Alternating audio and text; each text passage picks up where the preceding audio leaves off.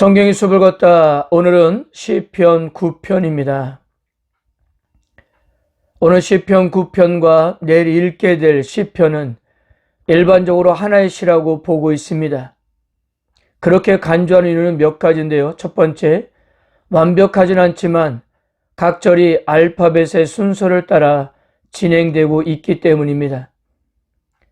9편의 각 절은 히브리어 자음인 알렙부터 카프까지, 시편의 각 절은 히브리어 자음인 라멧부터 마지막 타우까지 각각 시작되고 있습니다.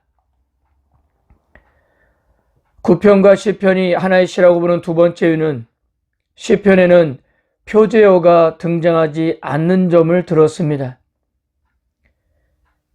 제1권에 속한 1편부터 41편까지 시편 서론인 1편과 2편을 제외하면 모든 시편에 표제어가 등장하는데요. 유독 시편과 33편에만 표제어가 등장하지 않습니다. 그래서 이것은 9편과 시편이 하나의 시로 보기 때문에 9편에 등장하고 있는 표제어가 시편의 표제어도 된다고 보는 것입니다. 세 번째는 셀라는 일반적으로 시편 중간에서 한 호흡을 쉬게 하기 위해 사용되는데 그것이 9편의 마지막 절 20절에 등장한다는 점이에요. 그러니까 20절이 9편의 마지막 절이 아니라는 이야기인 거예요. 9편과 시편이 하나의 시라고 보는 네 번째 이유는 72장에서 두 시편을 하나의 시편으로 간주되고 있다는 점입니다. 물론 두 시편을 별개의 시로 이해하기도 합니다. 오늘 시편 9편의 표제는 다윗의 시 인도자를 따라 뭇 라벤에 맞춘 노래로 되어 있습니다. 여기서 뭇 라벤은 정확한 의미를 알 수 없으나 단어가 뜻하는 바는 그의 아들의 죽음에 대해서인데요. 명확하게는 이 단어의 뜻은 추측하기가 어려운 상태입니다. 오늘 9편에서 시인은 열방에 대한 하나님의 의로운 통치라는 주제를 노래하는데요. 여호와를 찬양하겠다는 강한 의지로 9편의 문을 열고 있습니다. 1절과 2절입니다. 내가 전심으로 여호와께 감사하며 주의 모든 기이한 일들을 전하리이다. 내가 주를 기뻐하고 즐거워하며 지존하신 주의 이름을 찬송하리니. 시인의 찬양 내용은 1절에서 주의 기이한 것들, 2절에서는 주의 이름입니다. 주의 기이한 것들의 표현은 시편에서 보통 출애굽 사건을 포함한 하나님의 기적적인 구속 행위를 가리키는데요. 이 용어는 오직 시편에서만 나오는 형태입니다. 그리고 주의 이름은로 번역된 엘요는 하나님의 최고 주권을 강조하는 칭호로 여호와께서 세상의 재판장이시며 열국의 주님이심을 드러내고 있습니다. 바로 시인은 이러한 하나님께 자신의 모든 생각과 실천적 의지를 동원해서 전심으로 찬양하겠다고 고백하고 있는 거예요.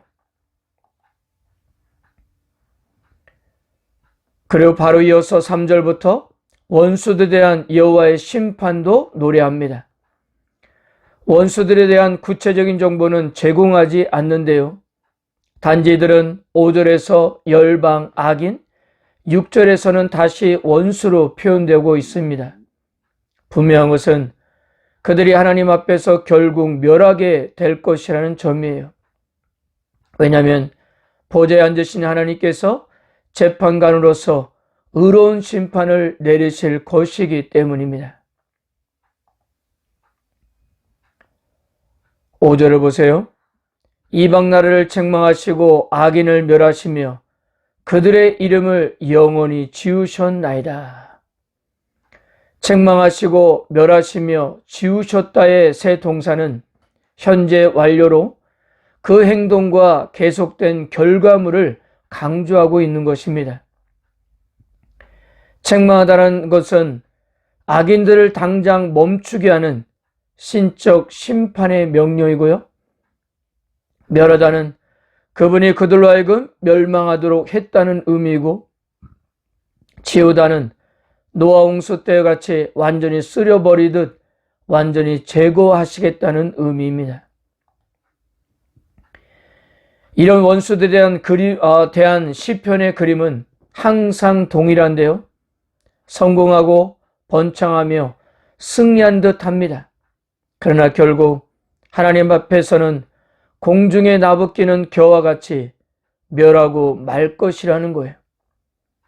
하나님 앞에서 그 어떤 힘도 발휘하지 못하고 사라지는 모습을 이렇게 상상하게 생생하게 보여주고 있습니다. 시인은 자신이 처한 공경 속에서도 좌절하지 않고 희망을 가지고 미래를 기대하는 근거는 여호와께서 세상을 다스린다는 믿음에 있었던 것입니다. 간혹 악인들이 세상을 지배한다 해도 그들은 잠시 통치하다가 사라지지만 하나님은 영원히 통치하신다는 사실이었어요. 그래서 시인은 여호와의 통치에 대하여 우리가 취하는 자세가 우리의 삶을 온전히 바꿔 놓을 수 있다고 보고 있는 것입니다. 비록 악인들이 성행하고 악한 나라들이 판을 치는 세상이라 할지라도 머지않아 하나님의 직접적인 통치가 시작되면 세상은 지금 우리가 당면하고 있는 것과 무한한 차이가 있을 것이고, 언젠가는 죄로 물들어 있는 이 땅에도 도덕과 의가 존중되는 사회가 형성될 것이기 때문입니다. 미래에 대하여 이처럼 긍정적인 입장을 유지하면 우리가 현실에 임하는 삶의 자세에 커다란 영향을 미치게 될 수 없는 것입니다. 하나님은 온 세상의 재판장으로서 보좌에 영원히 앉으셔서 악인들을 멸하시지만 또한 억압받는 사람들이 피할 수 있는 요새이자 고난을 받을 때 피신할 수 있는 견고한 피난처이셨던 것입니다. 이처럼 하나님의 통치는 인류에게 심판이 되지만 동시에 위로도 되는데요. 악인들에게는 두려운 것이지만 의인에게는 매우 복된 것이 바로 하나님의 통치였던 것입니다. 그리고 11절부터 보면 시인은 공동체를 향해 시온에 자정하신 여호와를 찬양하라고 명령합니다. 그 여호와께서 찬양해야 하는 이유는 그가 억압당하고 가난한 자들의 울부짖음을 들으시기 때문입니다. 그리고 시인 자신의 구원을 위해서도 기도하면서 공개적으로 여호와의 구원을 찬양하겠다고 했습니다.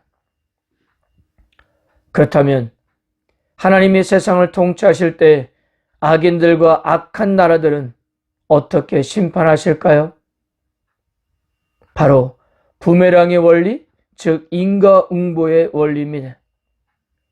악인들이 파놓은 함정에 스스로 빠지게 하고 그들이 쳐놓은 그물에 스스로 걸려들게 하시겠다는 것입니다. 그러면서 16절 마지막에 히카yon 셀라라고 하는데요. 히카요는 작은 소리로 말하다 묵상하다는 뜻인 하가에서 온 것으로 깊이 생각하고 읊조린다는 뜻입니다. 그러니까 여호와께서 공의로 악한 자를 심판하신다는 보편적인 진리를 깊이 묵상하라는 일종의 지시어일 거예요. 그러므로 악인들과 이방 나라들은 수월로 돌아가며 반대로 여호와께서는 궁핍한 자를 잊지 않으시고 가난한 자들을 실망하지 않게 하신다고 그렇게 시인은 고백했습니다.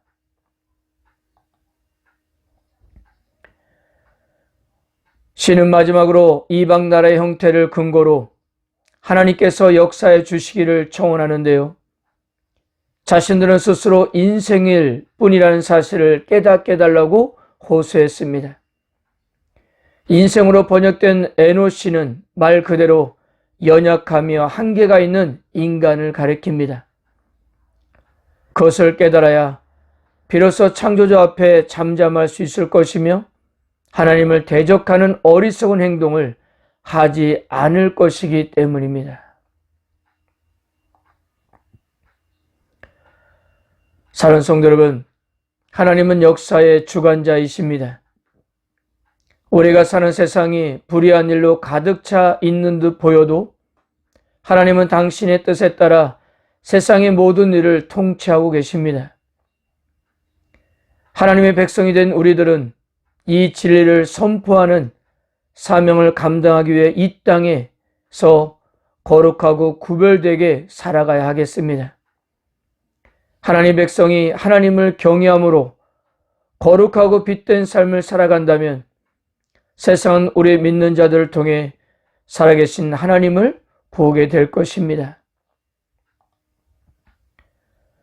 그러므로 어떤 상황에서도 낙심하지 마시고 오늘도 하나님께서 나의 인생과 상황과 여건을 다스리고 계심을 믿고 찬양하며 감사하는 하루가 되십시오.